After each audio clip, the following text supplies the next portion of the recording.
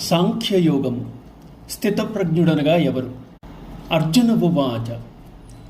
స్థితప్రజ్ఞస్య కా భాషా సమాధిస్తస్య కేశవ స్థితధిః కిం ప్రభాషేత కిమాసీత వ్రజేత కిం. అర్జునుడు శ్రీకృష్ణునితో ఇలా అంటున్నాడు: కేశవ, పరమాత్మ ప్రాప్తి నందిన స్థితప్రజ్ఞ యొక్క లక్షణములు ఏవి? అతడు ఎట్లు భాషించును, ఎట్లు ఉండును, ఎట్లు సంచరించును? కొందరు తాము యోగులమని దంభాలు పలుకుతూ ఉంటారు. అయితే అజ్ఞాని చేయు ప్రతి పనిలో అపవిత్రత, తమోరజస్సులు గోచరిస్తూ ఉంటాయి. దానికి భిన్నంగా స్థితప్రజ్ఞ యందు శాంతి, పవిత్రత, దైవత్వ లక్షణాలు, ముఖమునందు వర్చస్సు స్పష్టంగా కానవస్తాయి.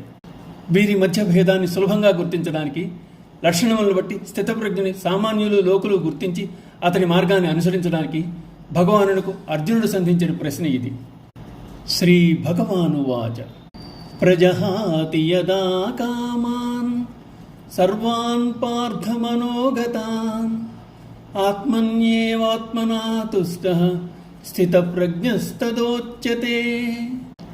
భగవానుడు అర్జునుడితో ఇలా అంటున్నాడు: అర్జున, ఎవరు మనస్సునందలి కోరికలను పూర్తిగా త్యజింతురో, ఆత్మ ద్వారా ఆత్మయందే సంతుష్టులగుతుందరో అట్టివారు స్థితప్రజ్ఞులనబడెదరు.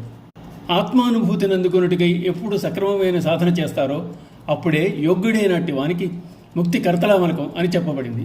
అయితే ఆ సాధన ఏ విధంగా ఉండాలి? కోరికలన్నింటినీ సంపూర్ణంగా వదిలిపెట్టంచో అటువంటి సాధన నిరుపయోగం.